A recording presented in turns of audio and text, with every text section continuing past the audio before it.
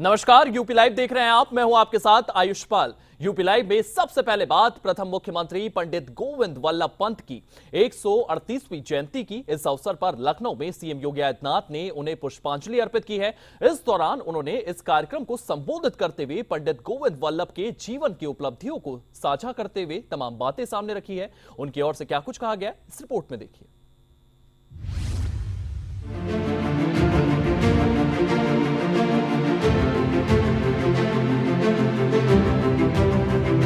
उत्तर प्रदेश के प्रथम मुख्यमंत्री पंडित गोविंद वल्लभ पंत की 138वीं जयंती है। इस अवसर पर लखनऊ में सीएम योगी आदित्यनाथ ने उन्हें पुष्पांजलि अर्पित की। पंडित गोविंद एक महान समाज सुधारक होने के साथ साथ स्वतंत्रता सेनानी भी थे। इस दौरान योगी आदित्यनाथ ने कहा कि उत्तर प्रदेश के प्रथम मुख्यमंत्री पंडित गोविंद वल्लभ पंत जी की पावन जयंती है। देश की आजादी के आंदोलन में उन्होंने बढ़ चढ़कर भाग लिया। वे महान स्वतंत्रता संग्राम सेनानी भी थे। उत्तर प्रदेश के मुख्यमंत्री के रूप में उन्होंने एक महत्वपूर्ण भूमिका का निर्वहन किया। उत्तर प्रदेश के प्रथम मुख्यमंत्री पंडित गोविंद वल्लभ पंत जी की पावन जयंती है।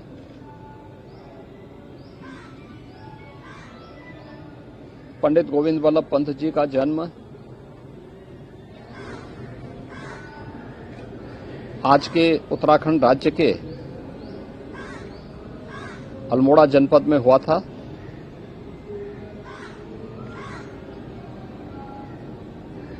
देश की आजादी के आंदोलन में उन्होंने बढ़ चढ़ करके भाग लिया। वे एक महान स्वतंत्रता संग्राम सेनानी भी थे और भारत के स्वतंत्र होने के उपरांत तत्कालीन संयुक्त प्रांत और स्वतंत्र भारत में जब प्रथम आम चुनाव हुए तो आम चुनाव के बाद उत्तर प्रदेश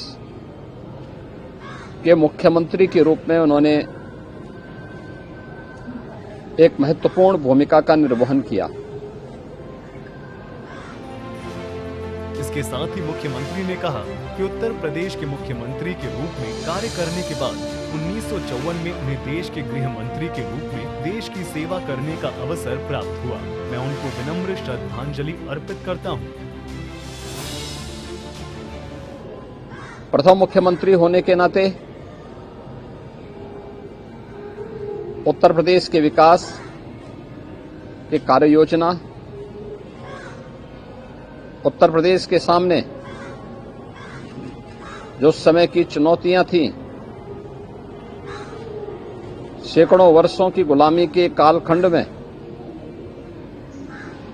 उत्तर प्रदेश की अस्त व्यस्त हुई व्यवस्था को ठीक करने और उत्तर प्रदेश को विकास के अग्रणी पायदान पर खड़ा करने के लिए उन्होंने अनेक सुधारात्मक कदम उठाए थे।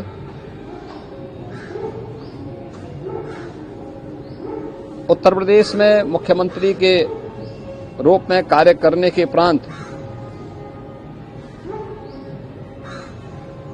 1954 में उन्हें भारत के गृह मंत्री के रूप में भारत की सेवा करने का अवसर प्राप्त हुआ। देश के गृह मंत्री के रूप में भी पंडित गोविंद वल्लभ पंत जी ने राजभाषा सूत्र के साथ ही लौह पुरुष सरदार वल्लभ भाई पटेल जी के द्वारा भारत की एकता, भारत की अखंडता के लिए जो प्रयास प्रारंभ किए गए थे, उन्हें बड़े प्रभावी ढंग से आगे बढ़ाने का कार्य किया। ऐसे भारत माता के सपूत पंडित गोविंद वल्लभ पंत जी का आज पावन जयंती है। इस अवसर पर उत्तर प्रदेश सरकार और उत्तर प्रदेश के 25 करोड़ जनता जनार्दन की ओर से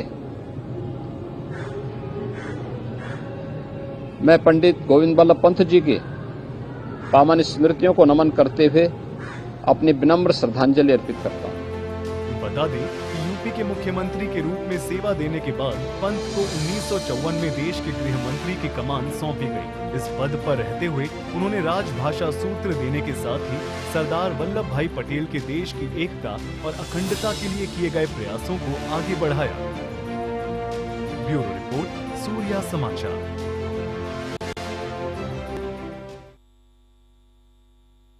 इसी बीच एक बड़ी खबर सामने आ रही है। आपको बता दें, ये बड़ी जानकारियां सामने आ रही है, बड़े अपडेट सामने आ रहे हैं। इस वक्त की ये बड़ी खबर, बुलंदशहर में पुलिस और बदमाशों के बीच में मुठभेड़ देखने को मिली है। बुलंदशहर का ये पूरा का पूरा मामला है। मुठभेड़ में एक बदमाश गंभीर रूप से घायल बताया जा रहा है। गंभीर रूप से घायल बदमाश को अस्पताल में भर्ती कराया गया है। घायल बदमाश का इलाज चल रहा है। ये बड़ी जानकारी आपको दे दे, बुलंदशहर से सामने आई है। ट्रांसफार्मर लूट मामले में फरार चल रहा था ये आरोपी और इसे पकड़ लिया गया है, गिरफ्तार किया गया है। मुठभेड़ में एक बदमाश गंभीर रूप से घायल भी बताया जा रहा है। घायल बदमाश को अस्पताल में भर्ती कराया गया है, जहां पर इसका इलाज किया जा रहा है। बुलंदशहर का ये पूरा का पूरा मामला है, जहां पर पुलिस और बदमाशों के बीच में ये मुठभेड़ देखने को मिली है। इस मुठभेड़ के दौरान एक बदमाश गंभीर रूप से घायल है।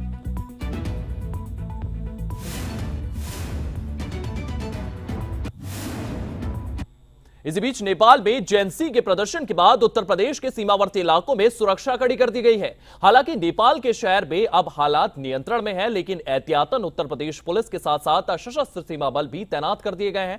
इसके साथ ही लोगों को गैर जरूरी यात्रा करने से बचने की सलाह दी गई है। नेपाल से सटे इलाकों में क्या है मौजूदा हालात, इस रिपोर्ट में देखिए।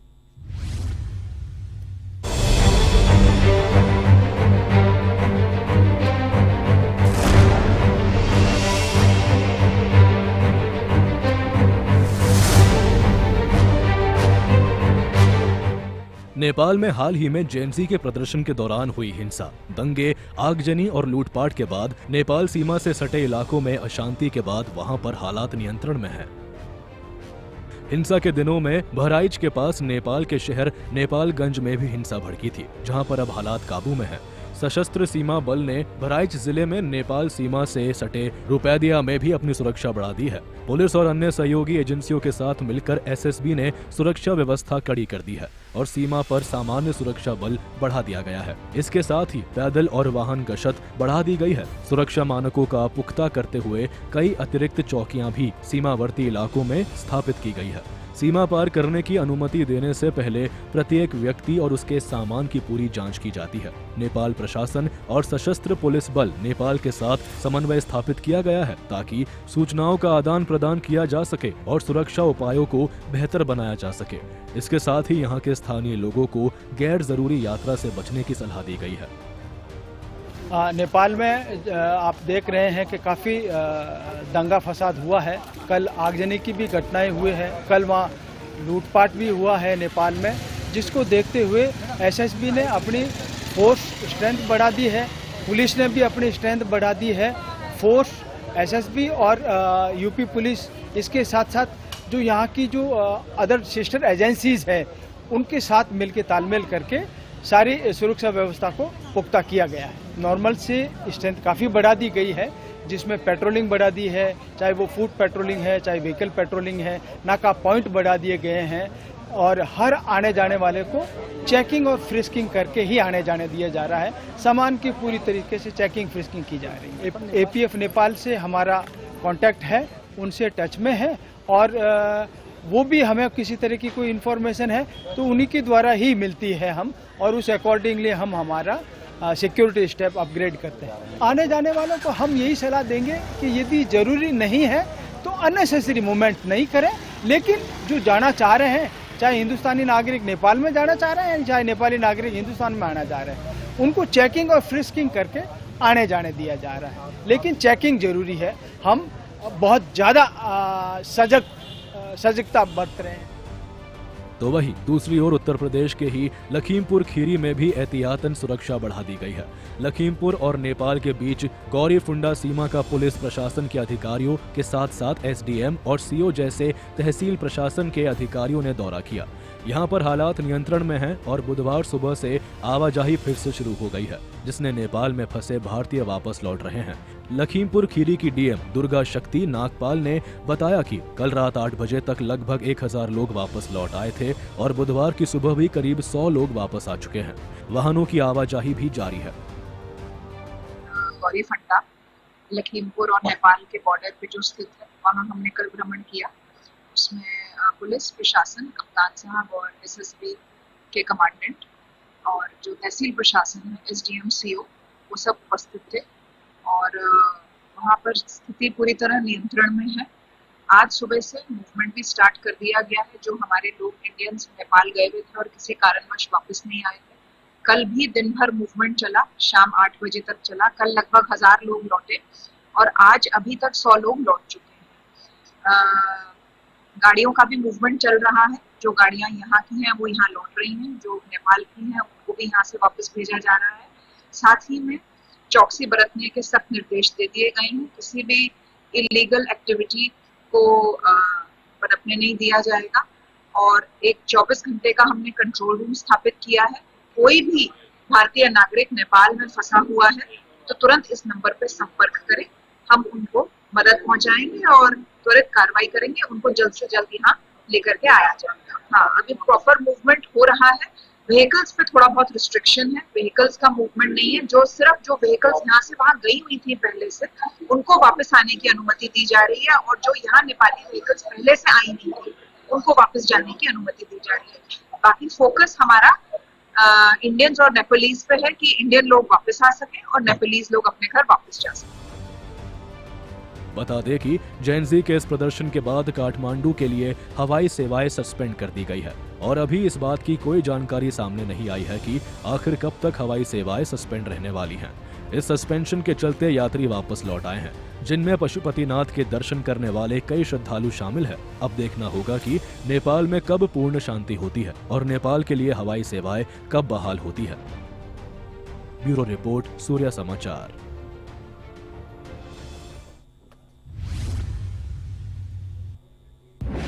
तो नेपाल में एक तरफ हिंसा जारी है, इस हिंसा का असर माल ढुलाई पर भी पड़ रहा है। उत्तर प्रदेश के सोनौली महाराजगंज में करीब 8 किलोमीटर लंबी कतारें माल वाहकों की देखने को मिल रही है। यहां पर भारत से नेपाल जाने वाले ट्रकों की लंबी लाइन देखने को मिली है।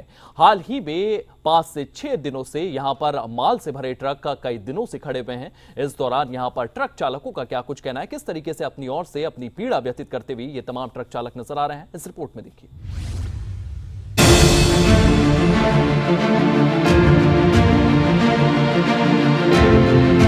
भारत नेपाल की 600 किलोमीटर लंबी सीमा पर उत्तर प्रदेश के जिलों में तनाव फैला है, क्योंकि पड़ोसी देश में हिंसा और विरोध प्रदर्शन हो रहे हैं।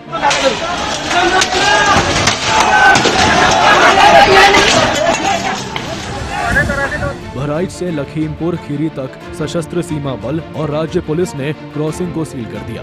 केवल पैदल आवाजाही को अनुमति दी गई है और वाहनों की आवाजाही को रोक दिया गया है। दंगों के कारण सीमा सील होने के कारण सोनौली नेपाल सीमा पर कई ट्रक चालक फंसे हैं। वे करीब 5 दिनों से फंसे हुए हैं, जिससे उन्हें काफी परेशानी हो रही है, क्योंकि उनका जल्दी खराब होने वाला सामान, खासकर आलू, गर्मी में खराब हो रहा है। गाड़ी अपना शोम है, लेके आए हैं कोयला अनपरा से भैरवा का।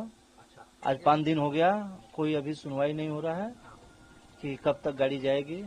कहाँ फंसे हुए आप? सोनौली बॉर्डर के पास। हाँ, सूचना मिल रहा है कि वो यहाँ नेपाल में दंगा हो गया है, इसके वजह से कारण से बॉर्डर सील कर दिए हैं। अभी देखिए कितने दिन में खुलता है। तो हमने देखा कई किलोमीटर लंबा। हाँ, बहुत लंबा जाम लगा हुआ है। आज 5 दिन से हम एक ही जगह खड़े हैं और भैया का गाड़ी अंदर खड़ी है, वो लोग भाग के यहाँ आए हैं हमारे पास। हमारे मित्र हैं सब यहाँ पर। हाँ, बना रहे हैं, क्या करें, होटल में पोसाएगा नहीं तो अपने हाथ से बना रहे हैं।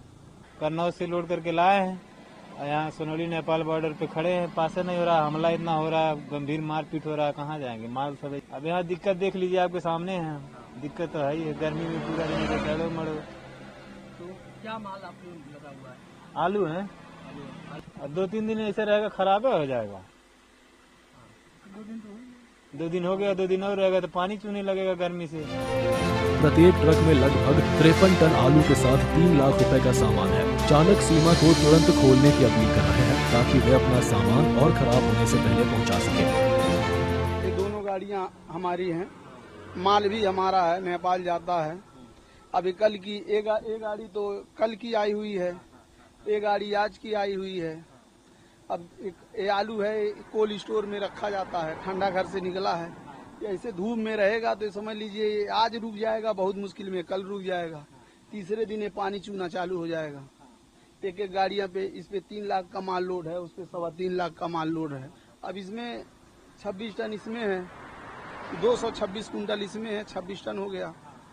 227 कुंटल इसमें है, 27 टन उसमें है। वो तो 5-5 दिन से फंसी हैं। अगर आलू खराब हो जाता तो आपको कितना लगभग? अबे पूरा साफ जाएगा इसमें, 2.5 लाख 3 लाख का रकम है, साफ हो जाएगा। 3.25 लाख का रकम वो साफ हो जाएगा। गाड़ी में बचना है 10,000 5,000, यदि नुकसान जाएगा तो पूरा माल साफ हो जाएगा। और लोग भी आपकी तरह और बहुत है हमारे जैसे, यहाँ सैकड़ों फंसे हैं। सब गाड़ियाँ जो फंसी हैं सब फंसी हैं। प्याज भी ऐसा ही होता है? प्याज तो खैर कुछ दिन रुक ही जाएगा, आलू से 1-2 दिन ज्यादा भी रुक सकता है। लेकिन आलू तो ये समझ लीजिए अब आज नहीं जा पाएगा, कल नहीं जा पाएगा तो परसों तक तो समझ लीजिए इसका रकम आधा हो जाएगा। तो क्या आप अपील करना चाहते हैं? अपील तो हम यही करना चाह रहे हैं कि जल्दी से जल्दी बॉर्डर खुले, समझौता हो, गाड़ी पास हो, समय से माल अपने जगह पे जाए, कच्चा माल है। भारत नेपाल सीमा पर स्थित बहलिया बॉर्डर पर भी तनावपूर्ण स्थिति के कारण करीब 200 भारतीय ट्रक चालक नेपाल के बहलिया में भी फंसे हुए हैं। नेपाल में चल रहे उपद्रव और हिंसक प्रदर्शनों को देखते हुए भारतीय सीमा पर सशस्त्र सीमा बल ने कड़ी सुरक्षा व्यवस्था लागू की है और सोनौली सीमा पर बैरिकेडिंग कर दी गई है, जिससे दोनों तरफ से आवाजाही बंद है। उम्मीद है कि मालवाहक वाहनों को आवाजाही की मंजूरी जल्द मिलेगी ताकि नेपाल से भारत और भारत से माल नेपाल पहुँचाया जा सके। ब्यूरो रिपोर्ट, सूर्य समाचार। इसी बीच उत्तर प्रदेश में बाढ़ बारिश का कहर लगातार जारी है। उत्तर प्रदेश के अलग अलग जिलों में गुजरने वाली नदियों से इन दिनों तटीय इलाके प्रभावित हो रहे हैं। गंगा यमुना के साथ साथ रामगंगा और दूसरी छोटी नदियां भी इन दिनों छोटी नहीं दिखाई दे रही है, क्योंकि ये नदियां भी चेतावनी के निशान से ऊपर बह रही है।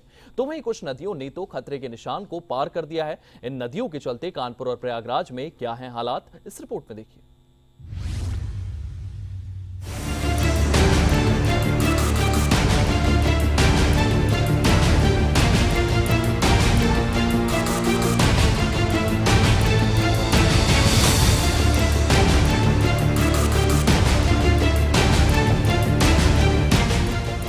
पानी के बीचों बीच दिख रही ये मकानों की तस्वीरें हैं कानपुर की, जहां पर कई इलाकों में बाढ़ के हालात हैं। मुख्य शहर से दूर बने इस गांवों में बाढ़ का पानी लगभग 3 से 4 फुट तक भर चुका है। जिन सड़कों पर पहले गाड़ियां चला करती थी, वहां अब नाव को चलता देखा जा सकता है। गांव के लोग पानी के बीचों बीच अपने पशुओं को गांव से बाहर ले जाते हुए देखे जा सकते हैं। घरों के धरातल पर पानी का कब्जा है, लिहाजा लोग छतों पर अपने जरूरी सामान के साथ गुजर बसर कर रहे हैं। पानी के भर जाने से इन इलाकों में एहतियात के तौर पर बिजली भी काट दी गई है। कानपुर देहात के मूसानगर में यमुना नदी का जलस्तर बढ़ने से बाढ़ आ गई है। क्षेत्र की 4 पुलियां डूब गई हैं। 13 गांवों का संपर्क कट गया है। इन गांवों की करीब 12,000 की आबादी को तीसरी बार बाढ़ की दुश्वारियों का सामना करना पड़ रहा है। बिजली के पोल डूबने तक कृपालपुर उपकेंद्र से जुड़े सुल्तानापुर फीडर के 12 गाँवों की बिजली आपूर्ति बंद कर दी गई है। ग्रामीण अंधेरे में रात गुजार रहे हैं। यहाँ कमर से बड़ा है। नुकसान कितना हुआ बच्चा? नुकसान 50 करोड़ का हो गया होगा। कम से कम खेती बहुत आदमी के 1-4 लाख रुपए की तो खेती करते हैं यहाँ लोग। अभी सब खाली कर रहे हैं, अब जा रहे हैं धीरे धीरे सब लोग। अभी वही 1-2 सब शाम तक का खाली कर देंगे। और हम लोग गिल्ली पुरवा में रहते हैं और हमारे घरों में बहुत ज्यादा पानी भर गया है, जिसकी वजह से जानवरों को भी दिक्कत हो रही है, हम लोगों को भी हो रही और हम लोगों का नुकसान बहुत ज्यादा हुआ, क्योंकि खेतों में सारी फसल जा चुकी है और घरों में भी पानी भर चुका है, जिसकी वजह से हम लोग को रहने की कोई सुविधा नहीं। पानी तो हर साल ही आता है, वैसे अभी तो 2-3 दिन हुए। मैं पहली बार आया था अभी मतलब कुछ दिन पहले, तो वो तो चला गया था, पर इस बार ज्यादा ही आ गया तो घरों में भी जा चुका है पानी। पानी तो पूरे गांव में भरा है। पानी तो गरियाओं से भरा है, ना तो कोई निकल पा रहे हैं। घर ही में सब लोग बैठे हैं और कोई है भी नहीं। धूप इतनी है, कोई खाने पीने भी सामान नहीं जा पा रहा घर। कितना नुकसान हो गया आपको? नुकसान सबकी खेती भी चली गई, नुकसान तो बहुत हो गया सबको। घर में पानी बहुत लोग के चला गया, बहुत लोग के जा भी रहा है। यहाँ जो बाढ़ आई है, ग्राम सभा हमारी खियोरा कट्टी है, इसमें 7 मजरे हैं। लगभग 7 मजरों में पानी है और ज्यादातर लोग बाढ़ से प्रभावित हो चुके हैं। लगभग कितना नुकसान और कितने घर प्रभावित हुए? नुकसान तो फसलों का 100% हो गया है। फसल तो कुछ भी नहीं बची है। अब लोगों को घरों में भी पानी भरने लगा है, तो लोग अब हाईवे पे निकाल करके लाया जा रहा है। तो आप लोगों द्वारा क्या किया जा रहा है लोगों के लिए? हम लोगों के द्वारा जो प्रशासन की तरफ से है, वो जो लोग ऊपर आ रहे हैं उनके लिए कल रात में टेंट लग की व्यवस्था कराई गई है। बाकी जानवर जो आ रहे हैं उनके लिए पानी का टैंकर भी लगवा दिए गए हैं। लोगों चलिए फिलहाल यूपी लाइव में इतना ही। आप बने रहिए सूर्य समाचार के साथ।